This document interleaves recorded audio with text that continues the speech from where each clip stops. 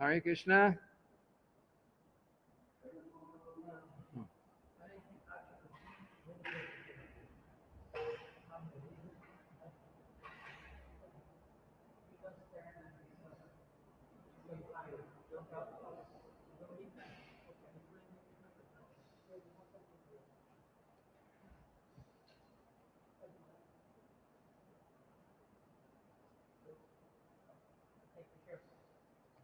Okay. Hare Krishna. So, so we are live right now for whoever is watching in on the different social media. So this is our second week number 2 of um, uh, the Vaisnava Etiquette course. Yes. Uh, Anyone who doesn't have a booklet, you can you can borrow this one right now. So if you're looking at the booklet, it would be page 10 that we're going on. Um, Let me bring up my PowerPoint.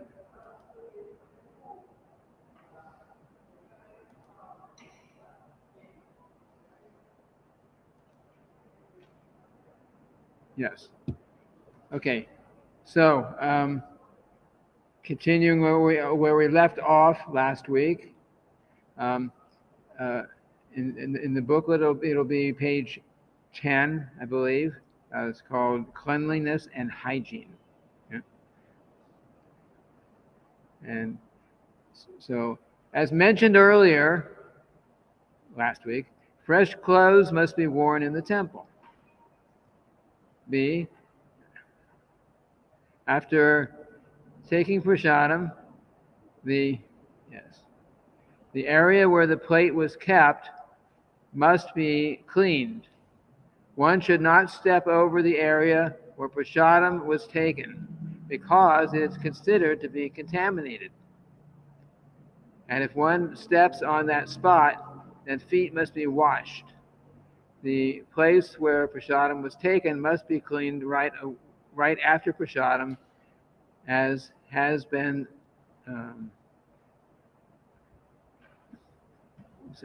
The place where prasadam was taken must be cleaned right after prasadam has been taken. Because the temple must be very clean, we should be very careful that we do not unnecessarily contaminate the temple. So, regarding that, at least back these days, we usually are sitting at tables and with prasadam. We sit down and take prasadam. When I joined the movement, we didn't have anything. We didn't have tables. We didn't hardly have chairs in the temple. This was in Gainesville back then, and we would sit on the floor to take prasadam, and of course, the floor had to be cleaned before prasadam too, because you're sitting down on the floor, and then you're eating, you're honoring prasadam, and then of course afterwards, naturally, as this is describing, naturally after you eat, you really had to wipe up the floor. The same idea is there, though. If you're sitting at a table, it's just to be cleaned off afterwards. But as far as stepping over the place prasadam was taken, as we're reading here, that was especially as it was in the early days, where everyone was sitting on the floor and eating prasadam. We didn't have tables at the time. C, one should not enter the temple hall without having washed one's hands and feet after eating. It's another one.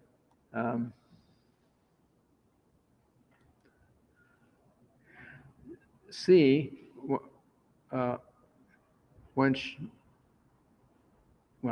same idea. One should enter the temple with clean hands and feet. One should take bath after passing stool, and only then enter the temple hall. So, so the whole mood here in Krishna consciousness is to keep Krishna and Krishna's temple clean, and to help us to develop a basically a reverent mentality to Krishna.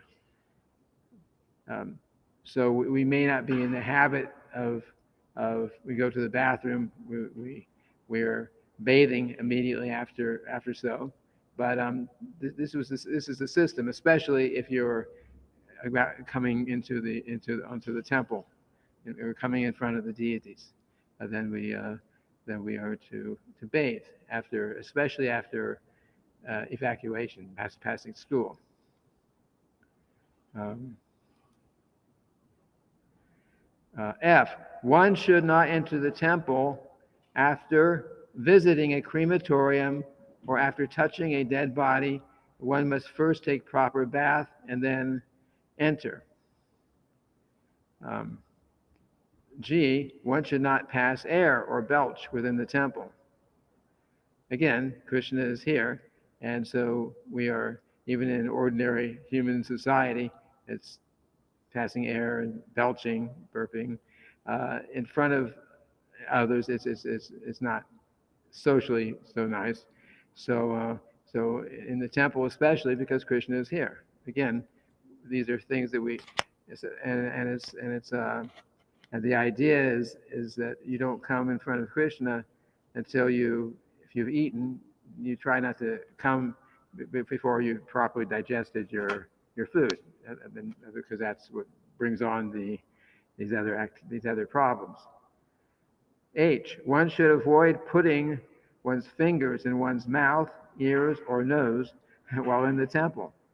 When one is compelled to do this, even outside the temple, one's hands must be washed immediately thereafter. That's a hard one to remember. But at least in the temple, we should try to follow like that.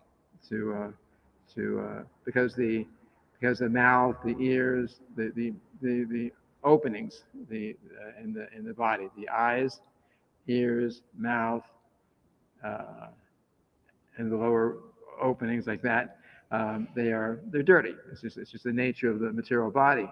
So we should try to avoid touching these parts of the body, and if we do, then our hands are actually get dirty, and we should wash them hereafter. That's the principle here.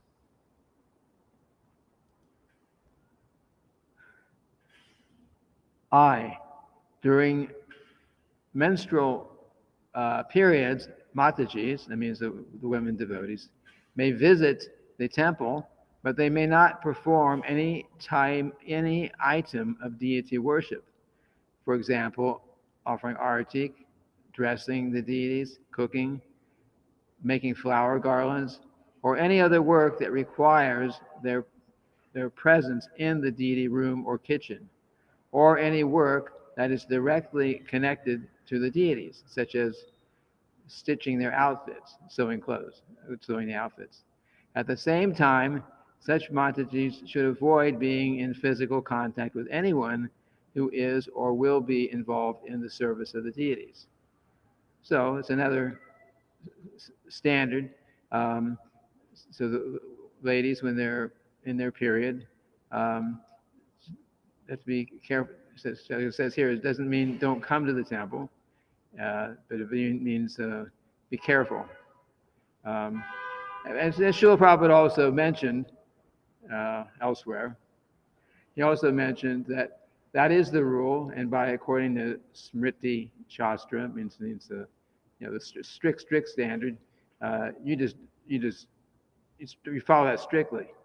But at the same time, he says that service has to go on. Like deity service goes on, everything has to go on. Especially if you have a deity, set deity standard, everything has to go on. So if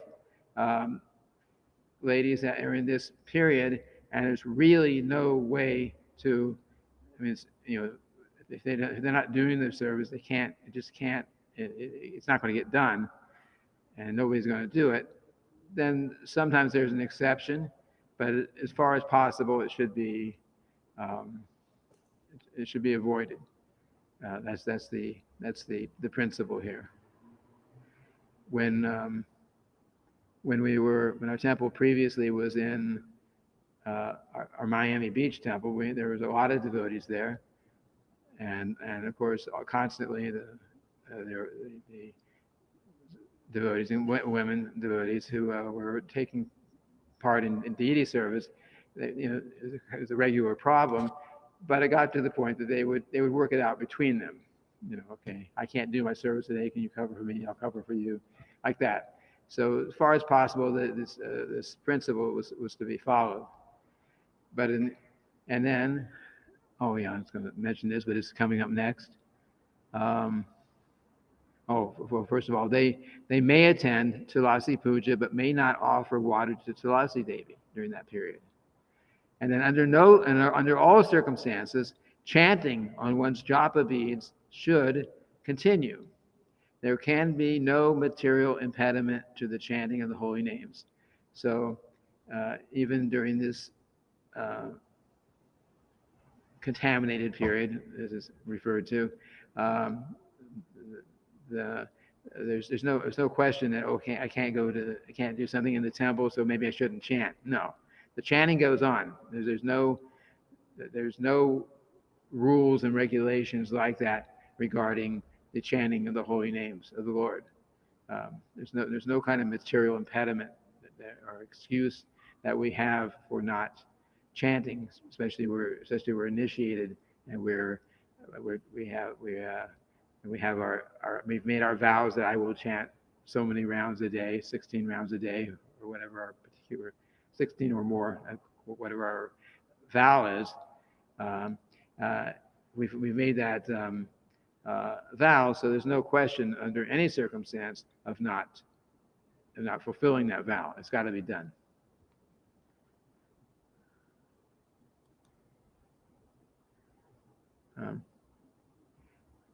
And on the same subject, as far as one's home is concerned, Mataji should try to maintain the above standard as far as possible.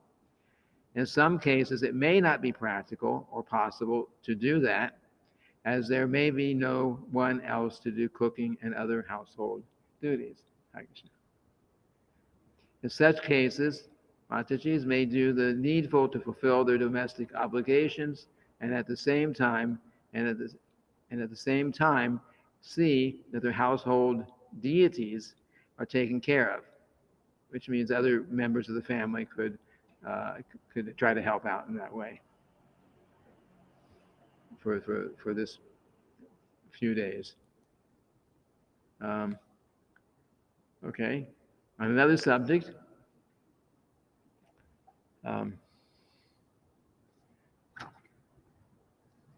We're in the manual. We'll be on page 11 right now. So general behavior. One should always remember that one is a devotee and is representing Guru and Krishna. Whether in temple or at home, at work, in the office, or out on the street, one should conduct in a way that draws appreciation to Guru and Krishna, and should avoid all conduct that will bring Guru and Krishna disrepute. So that's important, because if we're practicing Krishna consciousness and we are, especially someone knows that we are practicing Krishna consciousness, whether we're dressed in this way or we're dressed in Western clothes, but especially if it's known that we're following this path, and then we start acting in misbehaving, then it'll make people think that, oh, these Hare Krishnas are, these are not nice people. These are low class people because they're acting in this way and that way, in a that is not appropriate.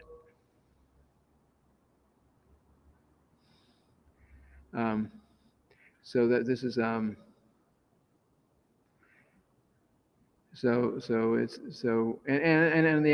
the other side of that, of course, is that if we do act in a very nice way in the general society, then it gives a very good reputation. People get a good feeling, good reputation.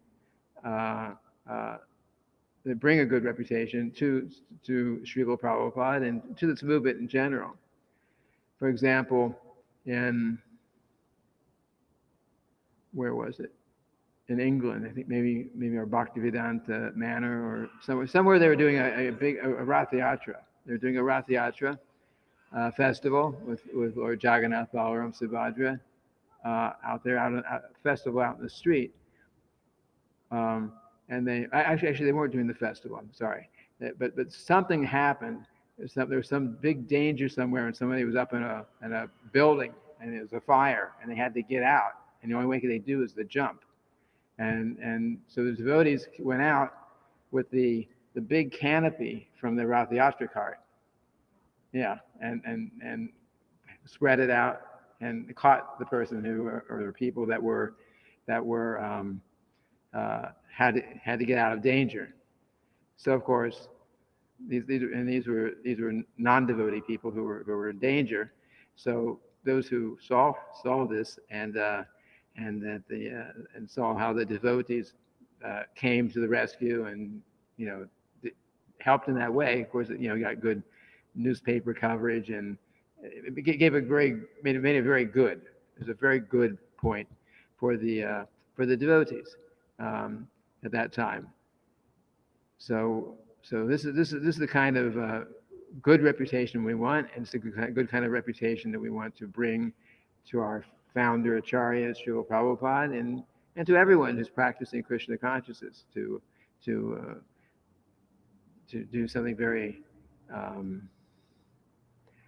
nice that will bring them give people a good feeling about them. Because if people have a good feeling about the Hare Krishna movement, then they'll think, then they'll be more interested in hearing what we have to say, and we have a lot to say that can benefit people. But if people feel that we are not that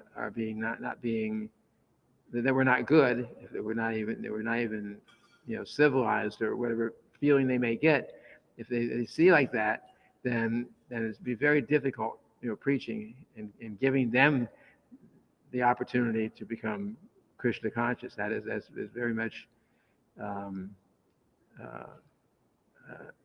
say it was hampered. That ability to preach it become very much hampered by someone's opinion and feelings about the movement, but maybe just because of somebody not acting in the proper way.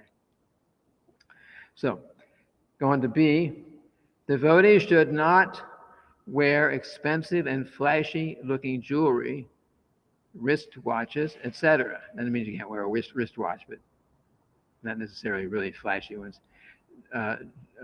Jewelry for women must be worn with careful moderation, if at all, and men should preferably avoid all jewelry like gold chains, bracelets, etc. So things have changed somewhat over the years, but at least in the beginning, when I joined the movement, it was pretty much followed. Everyone was very simple, very, very simple. Even the clothing was very simple. Now women have more fancy saris and everything. Back then, due to necessity, dhotis like the men wear now, and saris. We didn't even have the nice ones that come from India. Back in those days, you went to the local fabric shop and you bought a roll of white cotton cloth, and the women wrapped it up, became a sari, like that. Of course, depending on it may be dyed, you may put some color in it, and the men who were living as brahmacharis, of course, would make their cloth orangish colored, saffron we call it,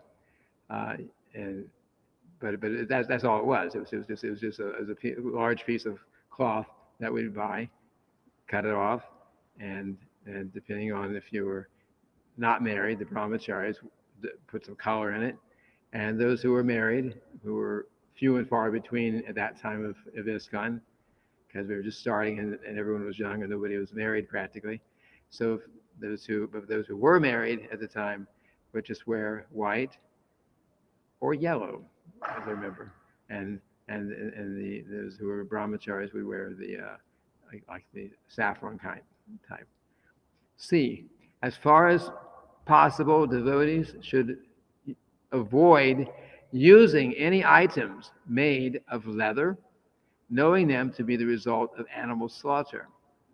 Unless unavoidable in one's service, one should refrain from wearing leather shoes and also items like bags, wallets, watch straps, etc. They're made out of leather. That's the principle. You just avoid using leather, because if you're using it, it means you've probably purchased it, and if you've purchased it, you've helped in the supporting the animal slaughter industry, which is bad. D. Even and particularly when one is criticized, one should conduct oneself with dignity. E. While one may certainly take precautions against being cheated or take action where necessary, one should be careful to avoid picking up quarrels, indulging in useless argumentation, and so on. So again, try to be. We don't let people push us around, cheat us, or anything like that. But we try to avoid unnecessary arguments. It doesn't usually take us anywhere. F. A devotee must be particularly careful in dealings with the opposite sex. That should be understood. G. Srila Rupa Goswami says that a devotee must not be neglectful in ordinary dealings. In other words, one should not give up the basic courtesies and formalities, considering them to be mundane and oneself to be transcendental. So that's important. So we deal with people in society and amongst each others in a nice way, and we don't just basic, just like we normally would. So you go somewhere. I go to the post office, walk into the door. I'm walking in. Somebody's coming behind me. You hold the door. You don't let it slam in their face, and it's a courtesy.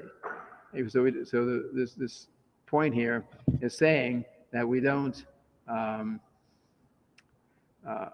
you don't think, oh, I am a devotee. I am transcendental to all these things. I'm better than the common person. These people are all, well, something.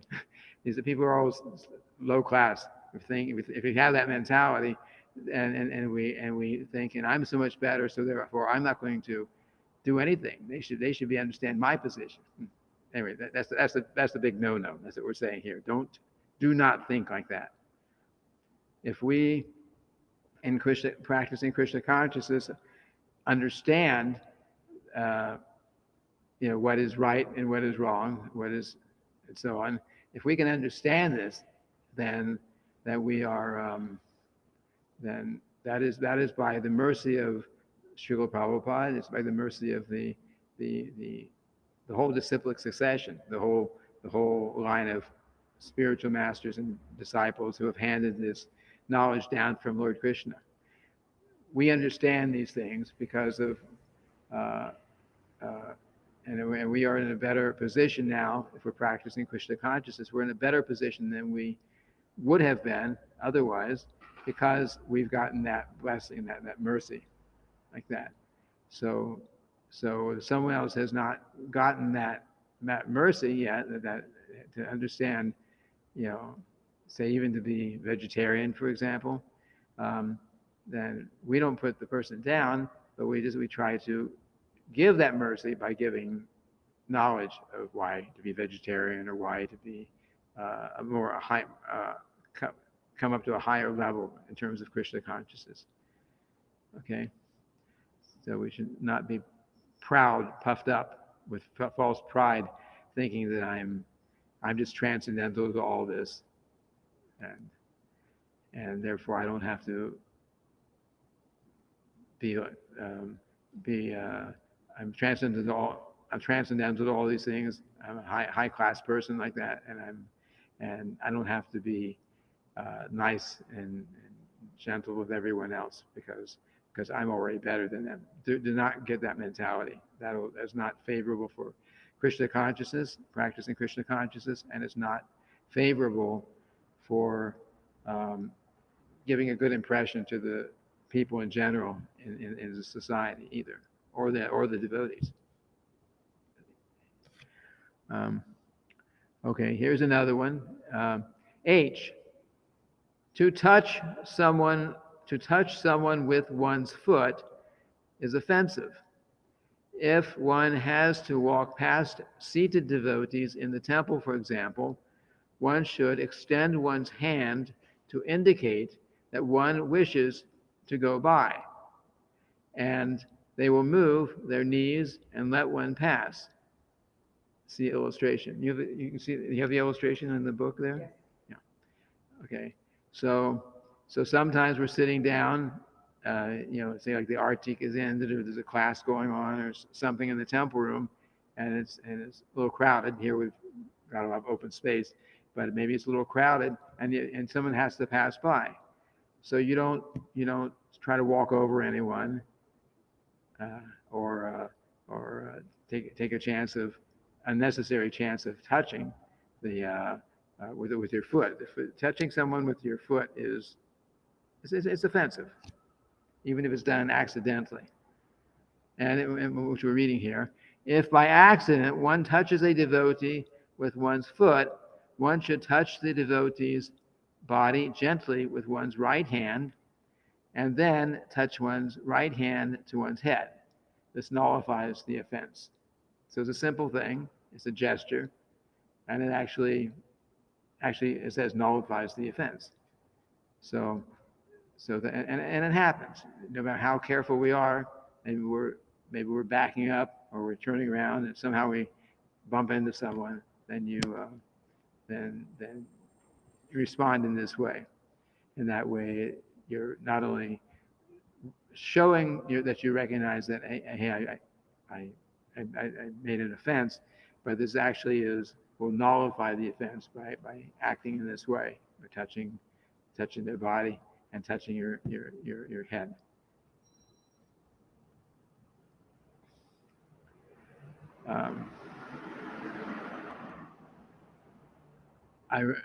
In that regard, before I knew these things, it was just earlier in the movement. I had a situation which I was a little embarrassed about afterwards, after I realized my mistake. But I was brand new in the movement, my first couple of months in the movement. So there was one devotee there who he bowed down. He was doing obeisances like dandavats straight out, and I wasn't sure if he had fallen asleep because he was down for a good amount of time. So for several minutes, he may have fallen asleep, and I didn't. So I kind of like walked up near him, and my foot touched his body intentionally. I mean, not to offend him. It was just like, okay, I just accidentally on purpose touched his body, and he got up, but he had a few words to say too. It wasn't the proper thing to do. I'm bringing it up now because it's not the proper thing to do. Um, we should not accidentally or intentionally touch someone with the feet, and if we do, hopefully only accidentally do it, and it does happen. It will happen sometimes. no matter how careful we are, then this is how we respond to it. Um, if, or okay, we're under the heading of attending class here. So B, if one feels excessively sleepy, one should move to the side of the hall and stand up. So it's definitely a very distracting if the room is full of devotees and you're sitting here and somebody's speaking and and you're looking out there, the speaker is looking out there and seeing someone nearby just falling asleep and getting up, falling asleep and getting up. So it's distracting, and I'm sure it's distracting for anyone else who is watching. So if one is actually feeling really tired, and it happens, we work hard and we get tired. So we're feeling like that, then don't just sit there and keep struggling and saying, I can do it, I can do it. You stand up and go over next to the wall or somewhere so you're not, a spectacle. And of course, if you're really tired like that and you stand up, then you'll probably hear more of the class if the class is going on. C, rules regarding sitting in the temple mentioned earlier should be followed. Okay, that was last week. We shouldn't sit with our legs outstretched.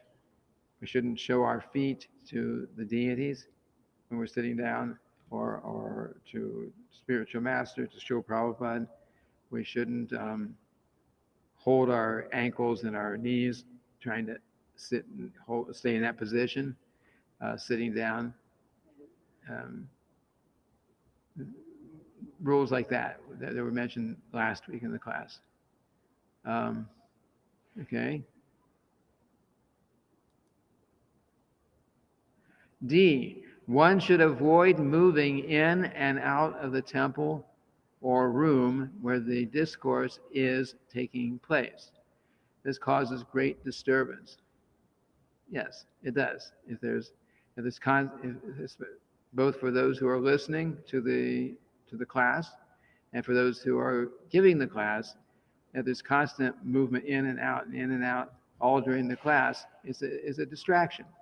It's really hard to, it's hard to really avoid it happening at all, but it's a distraction. So if there's a class and it's possible to be there on time and stay in one place without having to leave, then that's the best, both for those who are listening and for those who are those who are speaking. Now, regarding children during class, parents must control their children. If the children become noisy, they must be kept outside the temple. It's a fact. If sometimes, especially if we have a large group of people here, devotees coming, and there are a lot of young children, if the parents just think, okay, now I'll sit here and listen to the class, and let my children just run around and play. And if the children are running in and out and in and out and making noise and you're playing their games, running around in the middle of all the assembled devotees who are trying to listen to the class, it's a distraction. And maybe the parents are accustomed to this. It goes on in the home all the time, but in the temple, it should be avoided. So if the children are like that, then while they're like that, they've got to be taken, outside. We used to, well, many years ago, when we had a Gurukula school, a school for the children out here, where the gift shop is now, we had a school. And we also had a little playground out there that got smashed by a tree during Hurricane Andrew. But that was the idea, that there's somewhere where the children could be taken to keep them engaged when other things are going on during the class, in the temple room.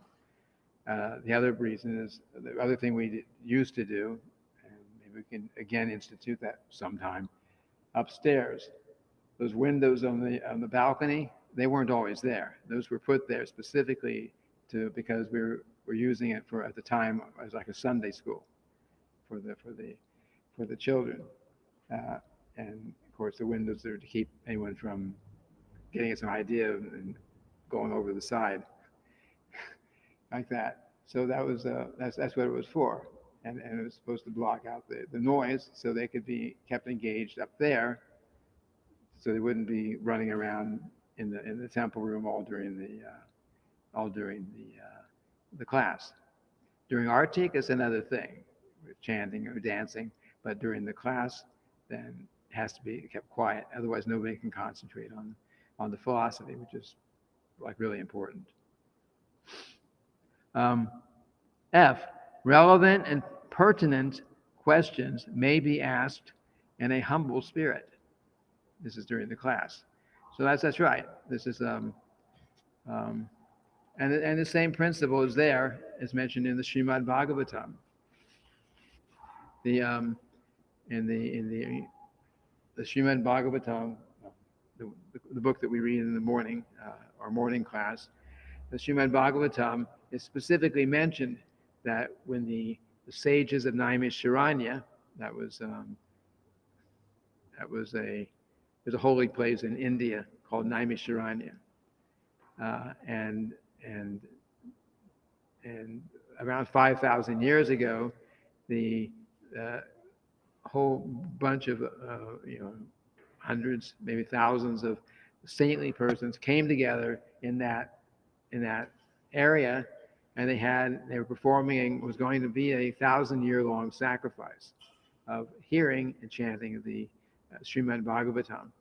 Anyway, there were some statements there about in the verses and in the purports how the sages they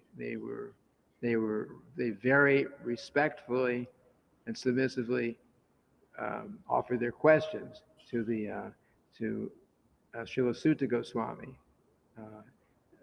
regarding, well, there are many questions. That's a whole other topic there. But the questions that the entire Srimad Bhagavatam was based on. That's another topic, so we can't go into that right now too much.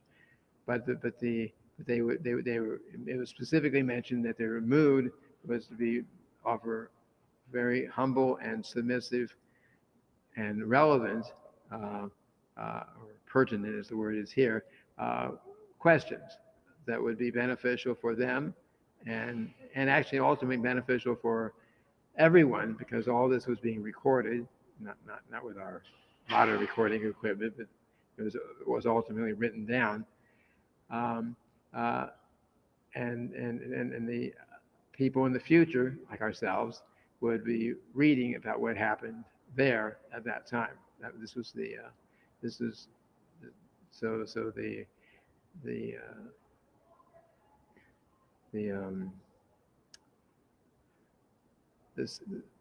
the sages at that time were offering very respectful questions, and they had the respectful mood. Just like a respectful mood means you understand that the person you're asking questions to is qualified to give the answers, proper answers, and you have to accept that in the proper mood. Like an improper mood, which is like if you go to school, and your teacher, your professor is standing up there, and you're thinking, you're supposed to be studying, you're supposed to be learning, but you're thinking, I know more than that professor. That teacher they can't teach me anything. I know more than them. Well, they may or may not. They probably do know more than you if you've come to the class. But if you're thinking like that, then you're not going to learn anything because of the attitude. You can't. If someone knows more than you, but you're thinking I know more than them, you're not going to listen. You're not going to. So the same thing in spiritual topics, spiritual knowledge.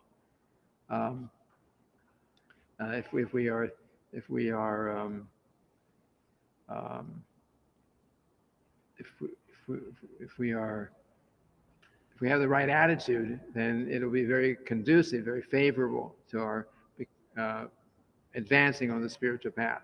In fact, hearing the hearing, and especially enthusiastically hearing, being eager to hear this philosophy is a very, very big point in how to become, in helping us to become Krishna conscious, and helping us to become free from the material desires and becoming attached to Lord Krishna. This is just that enthusiasm, that eagerness to hear about the knowledge about Lord Krishna is a very big point, and of course that has to be done in the right mood. Okay.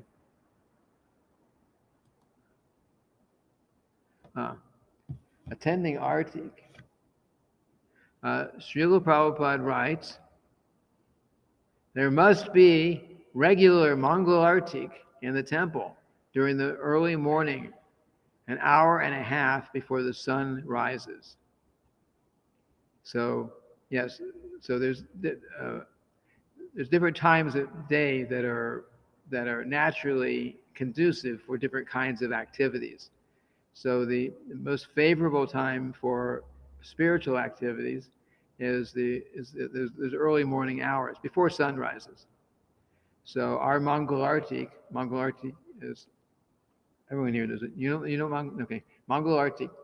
Artik is when we do the offer the lamps and have you seen you've been here for the Artiks before, right? No.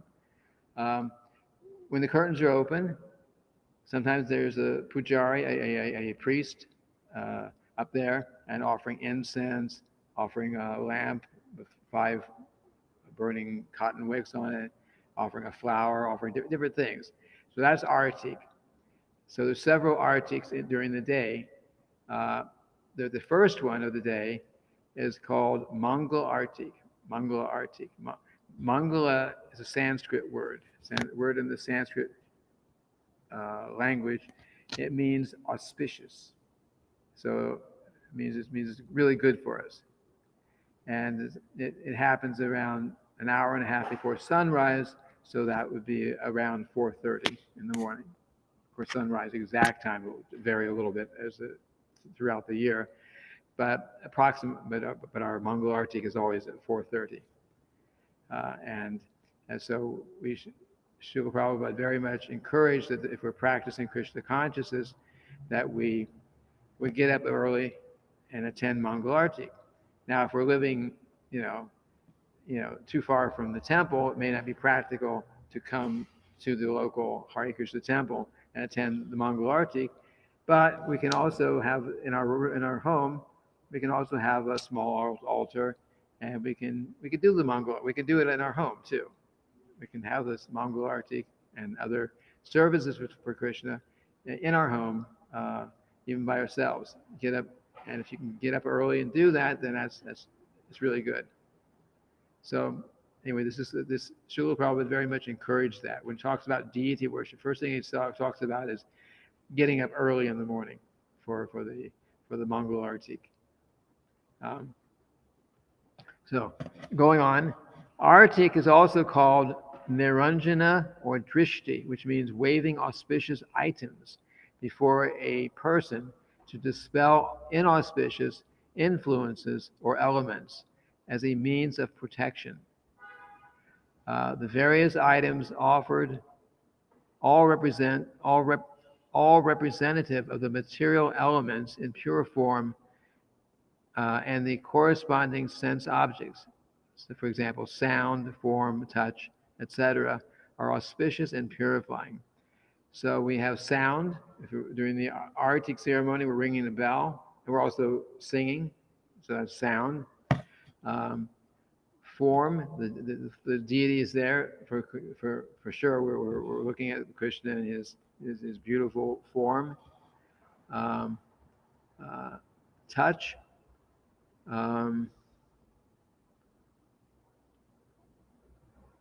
Well, we're touch, for example, after we offer the lamp to Krishna, then the lamp is brought around.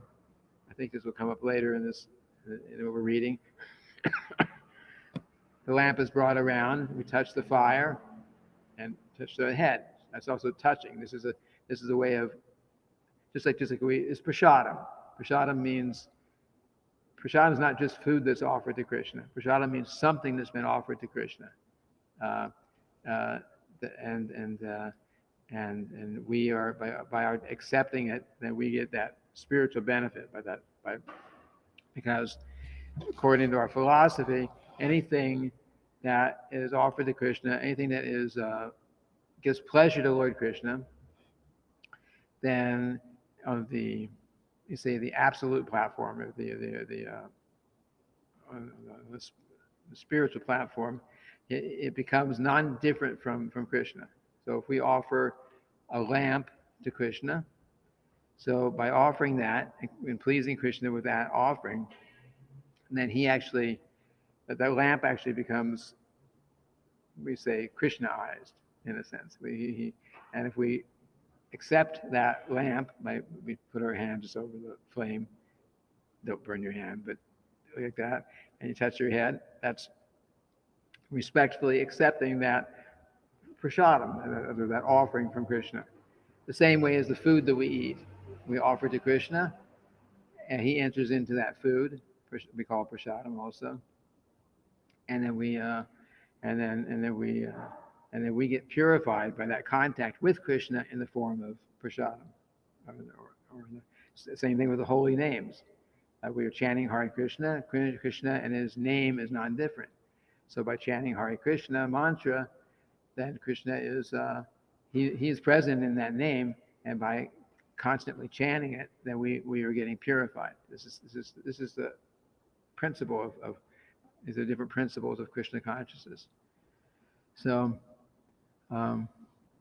let's go on because it's time is passing.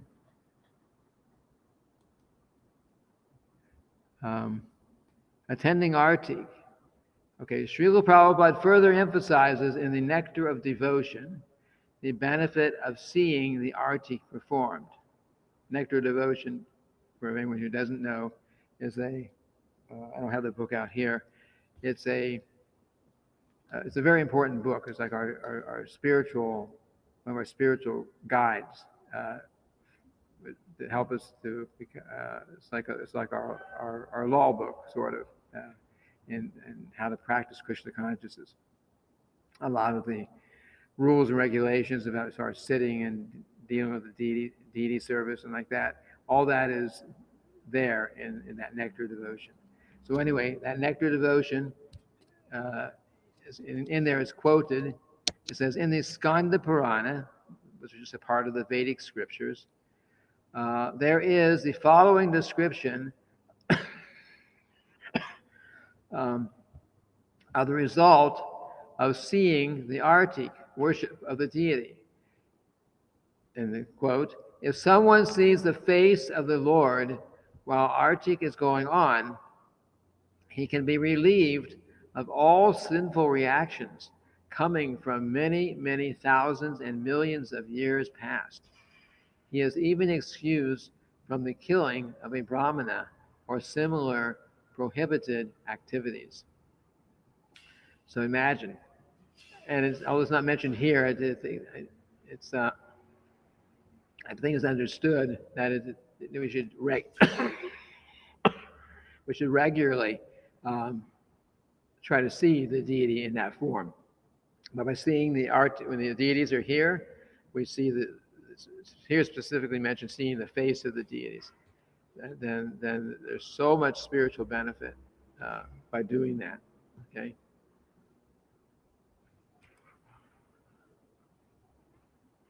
Thus, all artik ceremonies offered to the Lord are auspicious. Mangala,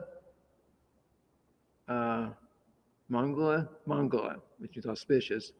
But the first artik of the day in the early morning is considered to be particularly auspicious for all who participate. That's the one at 4:30 in the morning.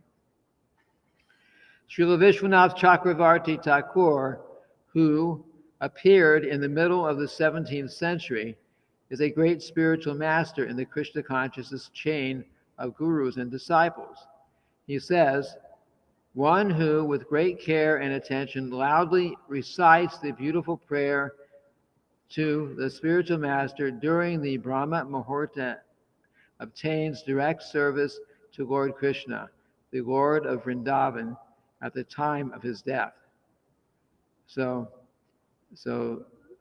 that recites that beautiful prayer to the spiritual master. So there's a specific song that we sing in the morning especially for the Mangala Arti. Samsara Dava Navavida Loka Trinayaka Yunakanatvam. That's the beginning of it. It's a very nice song. It's all about the glorification of the spiritual master. And that song specifically is mentioned here, that if we sing that song, especially if we sing it during that time of the day, that hour and a half before sunrise, which is technically called Brahma Muhurta, it's an hour. If we sing it, then it will, then when we'll obtain direct service to Lord Krishna, the Lord of Vrindavan, at the time of his death. So this Mangalartik and this chanting of these prayers, especially if we can understand what the prayers mean, we have the translations. So if we understand what the real meaning of them, then there's so much spiritual benefit there.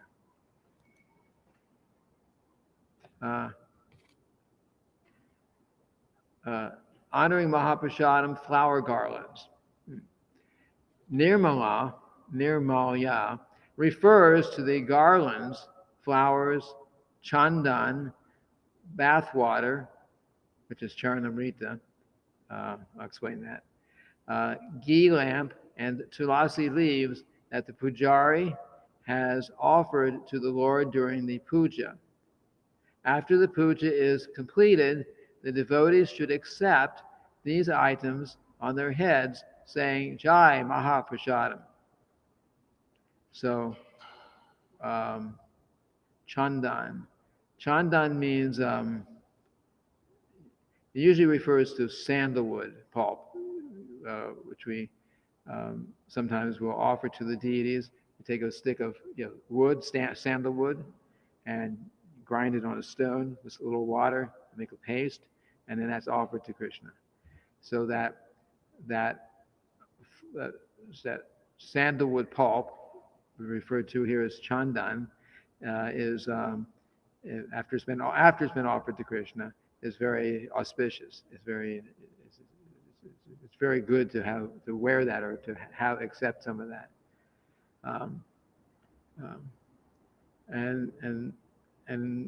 Well, we're going on specifically here about flower garlands. Flower garlands. One should not disrespect the nirmalya by stepping on it or leaving it in an unclean place. After being properly respected, nirmalya, such as garlands and flowers, can be collected. Oh, this is for India, especially. Can be collected and disposed in a river, lake, or the ocean. Of course, if we do exactly that, throw out a lot of flower garlands in a river, then somebody might say we're polluting the river. But in India, it's common. They collect a huge amount because there's so many flower garlands offered every day. And where was I? I was in Vrindavan one time. I happened to be in the back, the Pujari area was. And I saw they had a big thing like this, so deep. And it was piled up with flower garlands that had been offered to Krishna. I said, what are you going to do with this? They said, later on we'll take it down to the river and we'll just throw it in the river. So you can do that there. Here we can't easily do it without somebody, saying that we're polluting the river.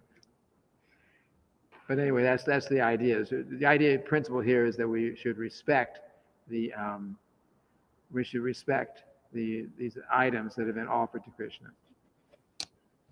Devotees accept prasad, flower garlands, by touching them to their head, by wearing them, and by smelling them. They accept prasad tulasi garlands simply by touching them to the head and smelling them, but not wearing them.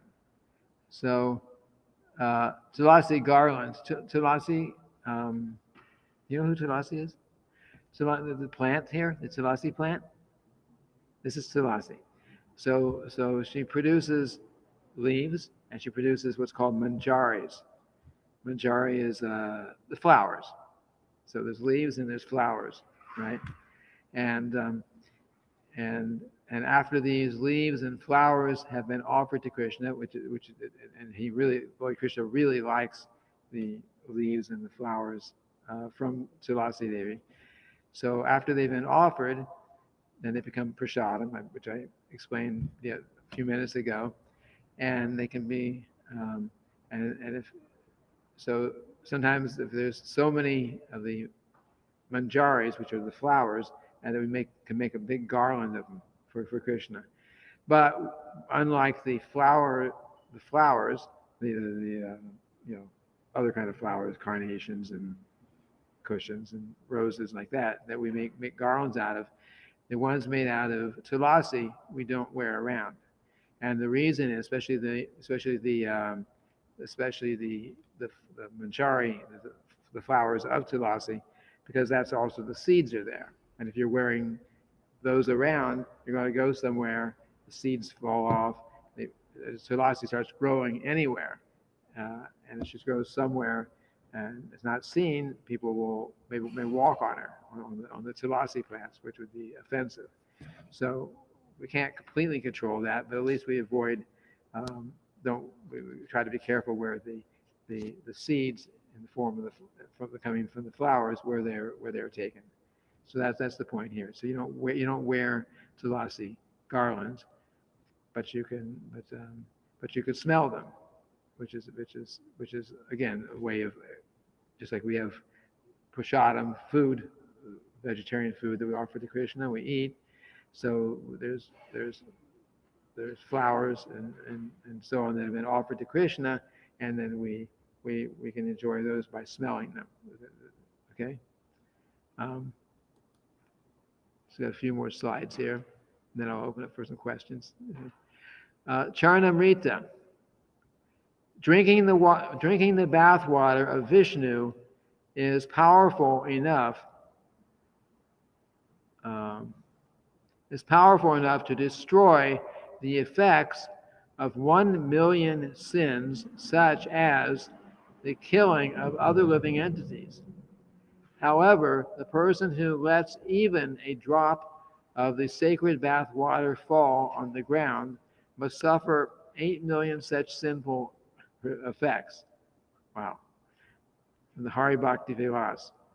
Anyway, we haven't put our Charanamrita out here for a long time, ever since the beginning of COVID. Maybe we can start that again.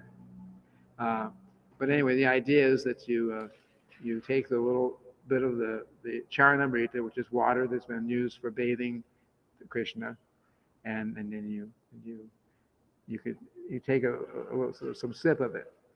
At least when I joined the movement, and Srila Prabhupada mentions like this in the Nectar Devotion, that water traditionally in this movement, I know, it wasn't just water. We mixed the water with yogurt and a little sugar, gave it a nice flavor like that, and then you mix that all up, and then in the morning after we the second Artik ceremony, which happens around 7:15, after we saw the deities again in their new dress for the day, then we would go over here, which is where our table was, and everyone would take a few drops of the Charanamrita, which is again very good for spiritual life. We had stopped it when the COVID period started, because to help prevent spreading germs and so on. But that's when it's done. The pujari or assistant should distribute Charanamrita to the devotees, who may chant the following verse while drinking and placing it on their heads. Following verse. Sri Radha Krishna Pado Dakam Prema Bhakti Dam Muda Bhakti Bhavena Vai Pitva Shirasa Daryam Yaham, which means the water from the lotus feet of Sri Sri Radha and Krishna bestows pure loving devotion to them. Having drunk that water with great joy and devotion, I hold that water upon my head. So we when we take that water, which may be mixed with something else too, we drink it. We wash our hands because we're touching the mouth, and then we can do like this on our head, like this. That's what's being referred to here. Okay. Uh, the ghee lamp. So the ghee lamp in traditional temples, the lamp is brought first to Garuda. I'll explain Garuda, who stands at the back of the temple. In ISKCON temples, the lamp is brought first to Srila Prabhupada, the founder Acharya of ISKCON, as he is the Vaisnava Shrestha, the leader of the assembled Vaishnavas, in order of seniority. Women who are having their monthly cycle should not touch the lamp. The person offering the prasad lamp should be sensitive to the seniority of the assembled devotees. The assembled devotees, however, should not be overly sensitive if missed when the lamp is offered. The lamp is not meant to show respect or honor to us, but rather we are meant to offer respect to the lamp as the Lord's prasad by touching the fire to our foreheads briefly with both hands, saying Jai Mahaprasadam. So when the lamp is brought around, then you go like this, Jai Mahaprasadam. We're accepting and appreciating that this is Krishna's remnants. It's like we appreciate prasadam, this food that's offered to Krishna. So we're appreciating the lamp which has been offered to Krishna. And we're appreciating the bath water, Charnamrita, that has been offered, used for Krishna, like that. I said I would explain this. So there's Garuda. Garuda is the carrier, Lord Vishnu. Okay, you're the you know Krishna, right? Vishnu is another form of Krishna. Okay, comes in that form, expands from Krishna. So there's it's Krishna, but he appears with 4 arms, and so Vishnu in that form, he doesn't need anything to go where he wants to go, but he has one devotee who is called Garuda, who actually carries him. It's like a bird. He's not exactly a bird. He's particular. He's called it's a certain. Anyway, he's like a bird, and he carries the Lord. So in a temple, that Garuda form, not in our temples, but in the traditional ones, the ones that have been around for thousands of years, usually at the back of the temple, usually I think I don't know if it's facing towards the back or facing towards the front, but this form of Garuda is there. And so if you were in one of those temples, the lamp we're reading here would be offered there first. But in our temples, we offer the lamp first to Srila Prabhupada on his seat, on his Vyasasana, it's called. And we offer it first there, and then we carry it around to, as far as possible, in order of seniority, who's oldest, who's like that, in Krishna consciousness. But the point is here that especially if the temple room is full and there's dozens or a large number of devotees, it's not practical to be absolutely perfect in as far as making sure you get just all the senior devotees before you go to somebody else. but the attempt should be there to at least to do that. Um, but if someone's taking the lamp around and they can't, they were missed. Okay, hey, I joined the movement before this person. Why are they skipped me? You know, they went to him and skipped me. But we shouldn't become disturbed if that should happen.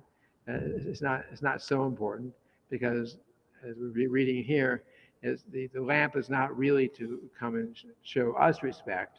It's to show we are respecting Krishna through his prasadam in the form of the burning the lamp. Okay. Deities, number 4, deities' clothing.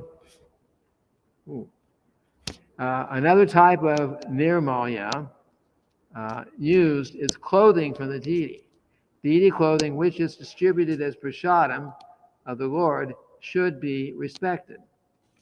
So just like when we make all these outfits for our deities here, but in time they wear out. They can't. They become too tattered. They can't be used. We replace them. So we have the prasadam deity clothing, right? And that's what we're reading about here. Should be kept. Should be respected. We may respect prasad cloth by keeping it with other worshipable paraphernalia, or even by keeping it in a glass frame and hanging it the cloth. I think I didn't type that right, but as wide a wall like painting or photograph. Anyway, I have to edit my writing here. But the idea is you could take a piece of cloth that was from something that was worn by Krishna, and you can put it in a frame and you can hang it up on the wall. And it's respectful. You don't throw it in the corner and and throw it in your laundry basket or something. You respect it in that way. That's what's being said here. One may also wear it, but strictly speaking, it is best to not cut and resew the cloth, as is a widespread custom. If cutting and resewing is to be done, it should be only for devotional clothing.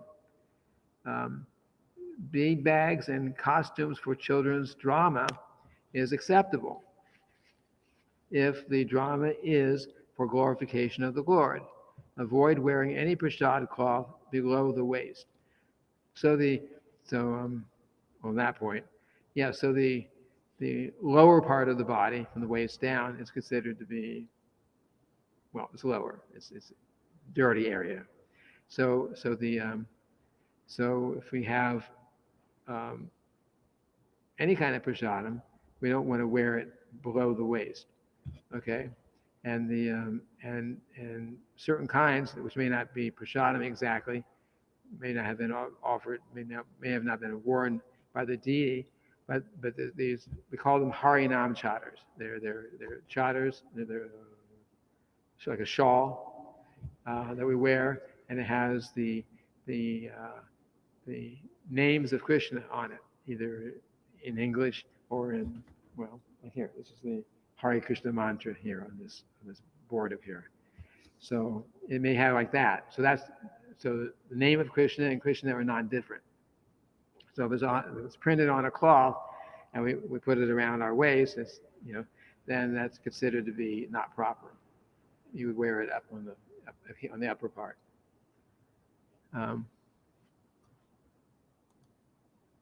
And this is the last slide.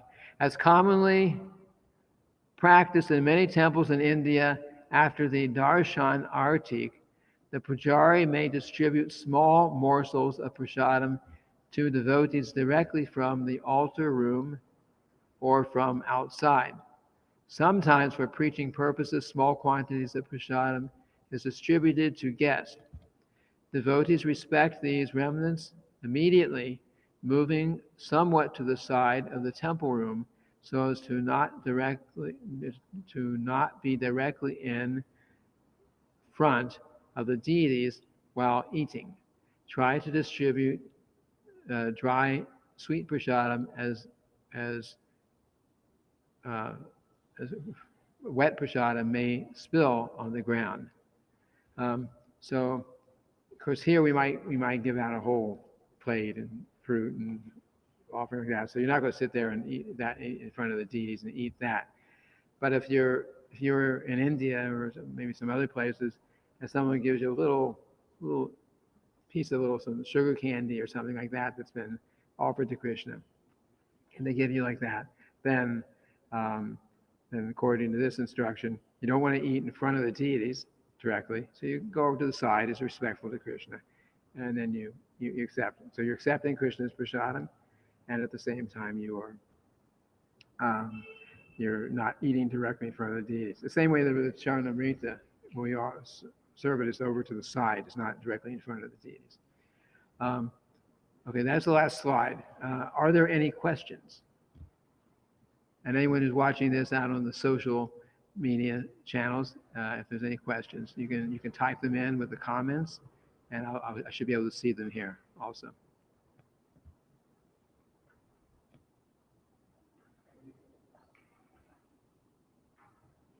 Question? A question? Oh, Raghunandan, any questions?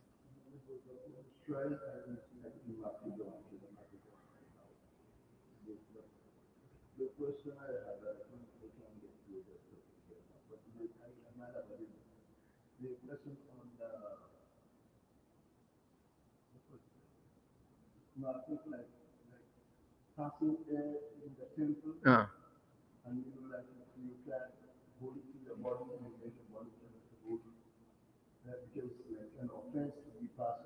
Well, it is passing air in the temple. I mean, no one likes to be around someone that's passing air. So same thing with Krishna. This is Krishna's place. So it should be avoided as far as possible. And sometimes it may not be possible. I mean, sometimes yeah, it happens. So I mean, I wouldn't tell someone, oh, it could happen. So therefore, don't dare go to the temple unless you're absolutely sure that you won't have that problem. The idea is we eat properly, and we eat, and if we eat properly, then usually it's not going to be a problem, but we try to avoid it. But I wouldn't give up.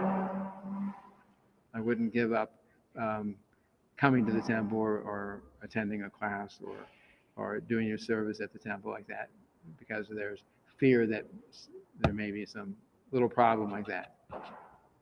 We shouldn't stop these things because of that, but we try to avoid it if possible.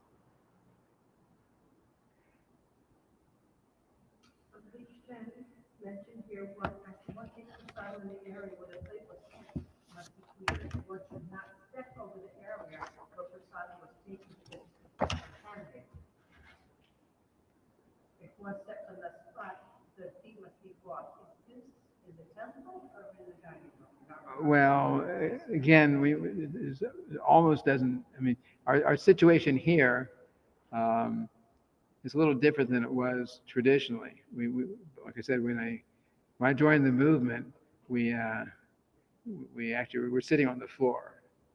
We didn't have tables and chairs at the time, so we were sitting on the floor. Our plates were on the floor, and sometimes something would splatter. We're serving the prasadam. Maybe sometimes something would splatter there. So, so you don't want to walk over the prasadam if it's splattered there because it's Krishna, and you don't want to. Um, it's considered to be contaminated because the floor is not dirt exactly, but it's dirty. It needs to be cleaned up. So the idea is that, as we did back in Gainesville when I was there, because that was the last time we really were sitting down on the ground and eating. You want to, after eating, before eating too, we did it. We cleaned the floor. We sat there, took prasadam, and immediately afterwards we needed to mop the area, and of course we would rinse our feet off. Um, we had some method for doing that at that time too. So, The reason I asked, because in the Krishna all around the temple, hmm. the prasad was served on the, we eat the prasad on the floor, um, the big hall, oh, the big hall. and then they line up the mats, like, for example, from here to there, Yes. the ladies on one side, the Hafiz on one side, the Kabus on the other, and one Hafiz here, and the other one, and there's another one behind me. And the plate, the stainless steel plate is on the floor. You have to put it on the floor to eat because you're sitting on the mat. Yes, You don't, nobody holds plate, they have it there, and that's right. And that's, so I guess they wash the floor after everybody eats. yeah, I would expect so. They would wash the floor. Probably before too. If I were to get up, I'm gonna pick up my plate, I'm gonna, there's no other way out, Yeah, so. yeah, I guess that's yeah. Well, yeah. Um, kind of weird. But when I was there, I was also, and not recently, but at the same place that I was taking prashadam last time I was there. Then yeah, it was you would get up there, and there's one line where the plates were setting, uh, and then anyway you walk out on the sitting place. You do the best you can do. Yeah, it's just always my granddaughter, that's what I It's figured. it's a little it's a little awkward sometimes with these large groups of devotees, and yeah, in those big prashadam facilities there also in Mayapur. A long time since I was there, but in Mayapur there was they had when I was there they had a very big hall, and I'm sure there's a lot has come since that last time I was in India, and they would clean it. They would clean it before, and they would clean it afterwards, after everyone was gone. Yeah, and there, when you came out, and they had a listen for David. I remember they had a sink. You could wash off your plate, your stainless steel plate. You rinse it off, and somebody took that because you didn't it belongs to them there, and there was a way to rinse off your feet too. So here we can rinse off our feet with the outside hose or something, but we're not sitting on the floor either. But at least the table, we're sitting on a table. The table should be wiped off, at least, right? If we're eating outside. So the point is that after the prasadam is finished, after the prasadam, Oh. that it gets cleaned out after. Yes, that's the idea. Okay, we are probably going over time here. So no more questions? I have one more question for you. On the previous class, I was looking for the online the fees. I couldn't get to open the fees at all because I wanted to study the previous class. But again, we started on 10 today. So the one before 10 was for last week. Right? So I wanted to, you know, Today we started under that, so one to 10 is last week. Yes. So but I saw that, I didn't saw that it says fees 1, 1. Yes, quiz one. Quiz one is for what we met, quiz one is for what we did up until last week. Pardon? Quiz one, it covers everything up until about page. Yeah, but I can get it open to see the question and answers. Really? No. Okay, we have to look at it on your. No, you're registered. Yes. Okay, maybe I have to look at it with you on your computer. You should be able to open it. I can't really explain it during the class time, but we'll finish here and we'll see if we can find it. Okay, so we don't go too long. No one from outside sent me any messages here except Hare Krishna. Thank you. So I guess we'll end here. Thank you everyone for coming. Oh, one thing. I got a call from Sri Radha Vallabha Prabhu. He's having a program at his house next Wednesday. He's asking if maybe we could, so some devotees could come for that, if we could do this class at a different day, so who's here could go there. Oh, well, yeah, and he mentioned that to me. So anyway, we can consider it. For me, if we did, if we wanted to do next week on a different day, like Thursday, instead of what I usually do on Thursday night, it's okay for me, but I've got to check with the others who, how that would work. It's, we'll see. But anyway, he may. Hmm? Uh, So I don't quite know. well, okay. Well, let me just close out. In stream.